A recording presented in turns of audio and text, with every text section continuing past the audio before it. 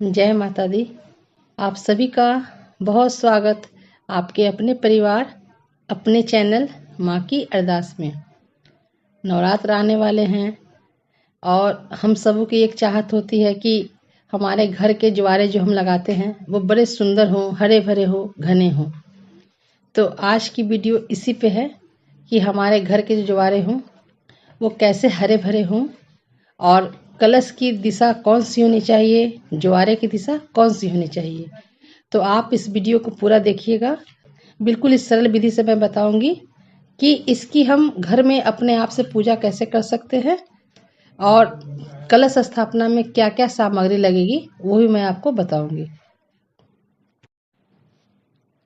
यहाँ पे मैंने ईंट सजा के एक ऊंचा स्थान बना लिया है। आप इसे चबूतरा भी बोल सकते हैं। ईंट रख के उसके ऊपर मिट्टी रख के, तो ऐसे भी इस पे भी आप ज्वारे बो सकते हैं और यकीन मानिए इस पे भी बहुत अच्छे हरे भरे और स्वस्थ ज्वारे होते हैं। तो इस पूरा प्रोसेस को देखिएगा कि इस पे मैंने कैसे क्या किया है।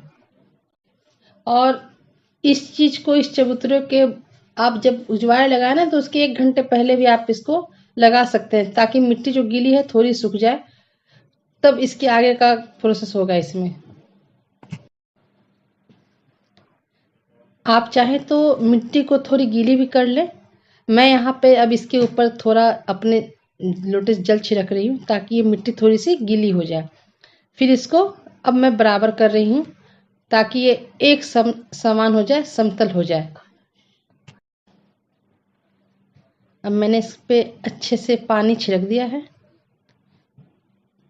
अब देखिए ये बिल्कुल समतल हो गया अच्छे से, ताकि हमारे ज्वार, अगर आप चाहें तो इस पे भी ज्वार लगा सकते हैं, इसमें कोई दिक्कत नहीं होगी।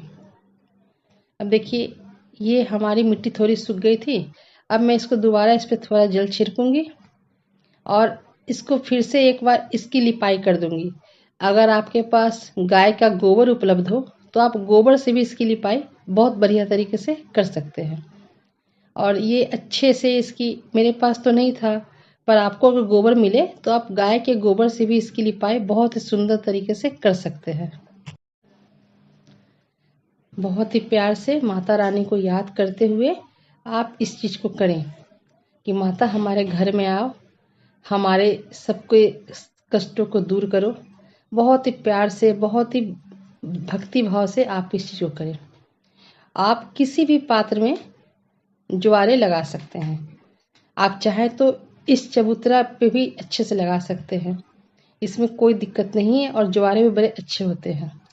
पर मैंने थाली में लगाया है, आप मिट्टी के पात्र में भी लगा सकते हैं, कोई दिक्कत नहीं होगी। मैंने थाली में लगाया है और मैं रेत पे लगाती हूँ, मैं मिट्टी पे नहीं लगाती हूँ। तो रेत को अच्छे से गीला करके थोड़ा सा उस पर मैं अभी जल छिड़क रही हूँ ताकि वो थोड़ी सी गीली हो जाए। और थोड़ा सा ना बीच में वहाँ पे हटा दीजिए, गड्ढा कर दीजिएगा ताकि जब हम कलश उस पर रखें ना, और जौ जब उगते हैं ना तो वो कलश के बीच में जो जौ होते हैं वो पूरा पूरा ऊपर निकल नहीं पाते हैं। तो इस चीज़ का भी ज़रा ध्यान रखें। अब मैं पूरे रेत पे जल छिड़क के इसको थोड़ा थोड़ा गीला करूँगी और कलश का जगह थोड़ा बना दूँगी ताकि आप, कलश तो आप कुछ का भी ले सकते हैं, मिट्टी का भी ले सकते हैं। और ये देखिए मैंने जौ जो था ना उसको मैंने 1-2 घंटे पहले भिगो कर रख दिया था। आप भी बिल्कुल ऐसा ही करें। इसको, जौ को ना पानी में भिगोने से, इसको फूलने देने से इसका क्या होता है कि इसके जो ऊपर से जो खाली जौ होते हैं ना वो तैर के ऊपर आ जाते हैं। फिर आप उस पानी को अलग से छान लीजिए और वो जो अच्छे ज्वारे होते हैं ना वो नीचे बैठ जाते हैं वो सब जौ। तो आप इसको किसी विश्वास वाले दुकान से खरीदें, ये भी बहुत मैटर करता है। और ये सारे जो इसकी गंदगी थी ना वो मैंने सारे हटा दिए हैं। आप भी बिल्कुल ऐसा ही करें, 1-2 घंटे पहले भिगोने के दे दिए, कोई दिक्कत नहीं है। अब इसको क्या करेंगे ना कि बहुत से लोग मिट्टी के पात्र में भी लगाते हैं जौ को। जिनके पास चांदी का है वो चांदी के बर्तन में भी लगाते होंगे, मिट्टी में भी लगा सकते हैं। तो इसमें कोई दिक्कत नहीं होनी चाहिए। अब देखिए मैंने क्या किया ना कि चौका पुराना बोलते हैं इसको, तो आपके पास अगर गुलाल हो तो उससे आप चौका पुरा लीजिए। आटा है, आटा और हल्दी, इससे तो जरूर ही कीजिए जिसको जैसी कलाकारी आएगी ड्राइंग करने में उसके साथ वैसा होगा। मुझे मेरी ड्राइंग अच्छी नहीं है, तो मुझे जो आया मैंने वही कर दिया। और बहुत ही सुंदर से, बहुत ही भक्ति भाव से अपने मन में ये विश्वास रखें कि माता हमारी पूजा को जरूर स्वीकार करेगी। ये सोच के आप इसको जरूर करें। अगर आपके पास गुलाल हो ना, तो आप गुलाल का भी प्रयोग कर सकते हैं।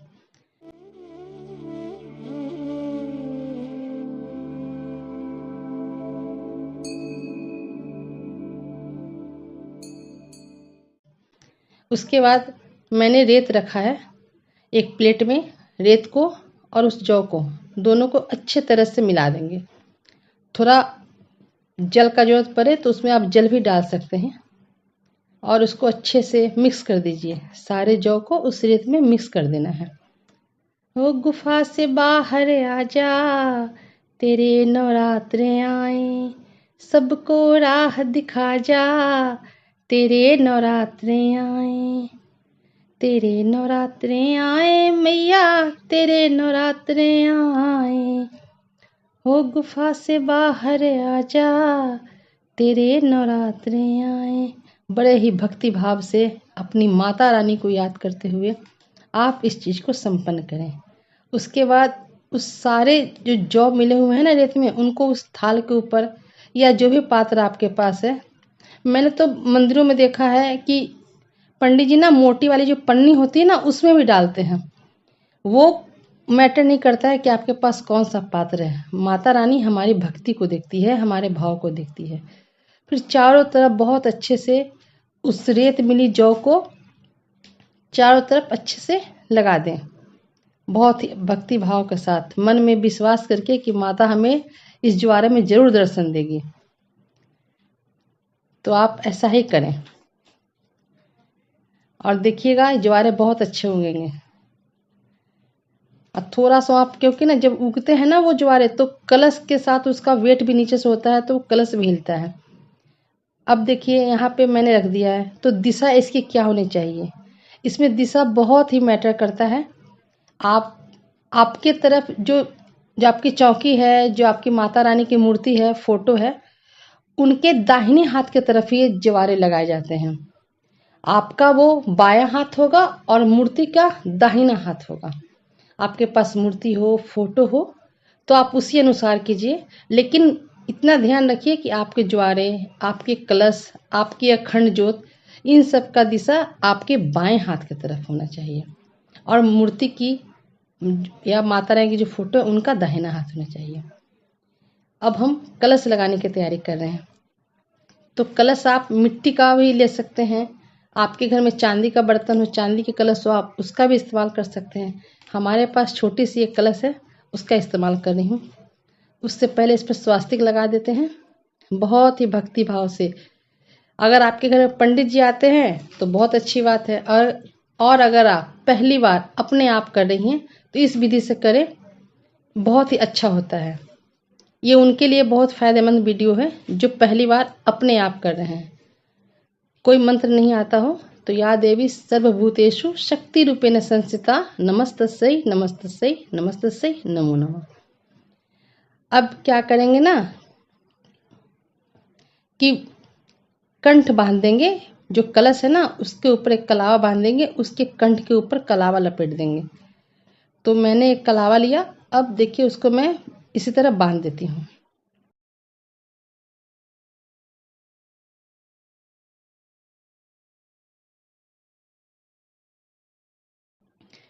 फिर इसमें क्या क्या डालेंगे ना वो सामग्री देखिए।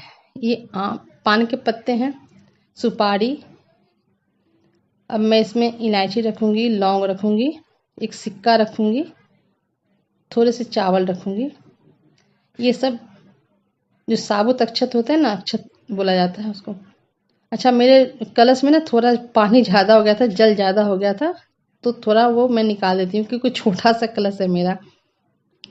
उसके बाद ना उसमें आप थोड़ी सी गुड़ डालिए, और हाँ, तुलसी के गमले की मिट्टी थोड़ी सी लेके उसमें ज़रूर डालें। ये डालने के बाद आपको आम के पत्ते लेने हैं। आम के पत्ते आप 5 ले सकते हैं, 7 ले सकते हैं, और अगर ऐसे डंडल वाले ना मिले तो आप एक एक करके भी उसको 5 पत्ते लगा सकते हैं। अब मैं देख रही हूँ कि मेरे में कितने पत्ते आए हैं। 1 2 3 4 मेरे में 10 पत्ते आए हैं। और देखिए संजोग ये है कि 9 नवरात्र होते हैं और 9 ही पत्ते आए हैं। तो इसको अच्छे से रख के कलश में डाल देना है।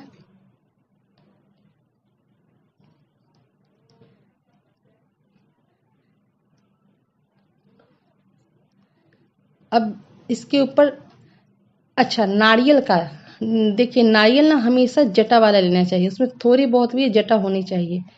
और नारियल के बिल्कुल वो नंगा नारियल नहीं होना चाहिए, जटा उसमें होनी ही चाहिए। और नारियल में ना आँख बना होता है, तो आप ध्यान रखिए कि आँख बिल्कुल अपने सामने रखनी है।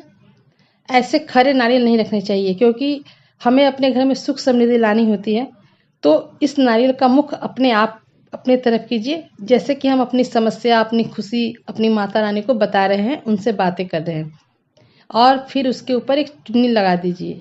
अगर आपके पास चुन्नी ना हो तो आप कलावा भी बांध सकते हैं, कोई मनाही नहीं है। और फिर एक प्लेट या कटोरी जो भी आपका नाप का हो, उसमें अक्षत डाल के उसके उस पे अक्षत भर दें और बहुत ही ध्यान से भक्ति भाव से उस कलश के ऊपर आप उस अक्षत के रख दें। फिर नारियल को अपने तरफ मुख करके, उनकी आंखें सामने होनी चाहिए, वैसे आप रख दें। उसके बाद नारियल पे भी एक जनेऊ जरूर से चढ़ाएं। नारियल के ऊपर एक जनेऊ जरूर रख दें। फूल रख दें। अगर आपके पास माला हो तो आप माला भी चढ़ाएं। और एक पान का पत्ता अलग से लेके गणेश जी का नाम लेके हमें आगे में रखना है। उसके ऊपर एक सुपारी रख दें, एक सुपारी रख दें, एक सिक्का रख दें, थोड़े से अक्षत रख दें।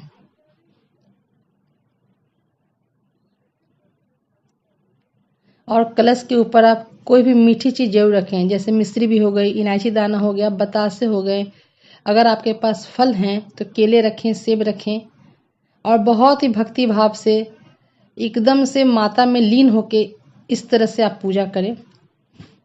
और अगर आपके पास डेली संभव हो तो जैसे डेली आप माता रानी की पूजा करते हैं ना, उसके बाद आप कलश पे अगर आपसे संभव हो सकता हो तो माला डेली बदल दिया करें। जैसे माता की पूजा करते हैं वैसे यहाँ पर भी आपको पूजा करनी है। बहुत ही और दिशा का ख्याल सबसे पहले रखिएगा, वो हमारे बाएं होना चाहिए। और हमारे पास जो माता की मूर्ति है, फोटो है, उनके दाहिने हाथ की तरफ होनी चाहिए।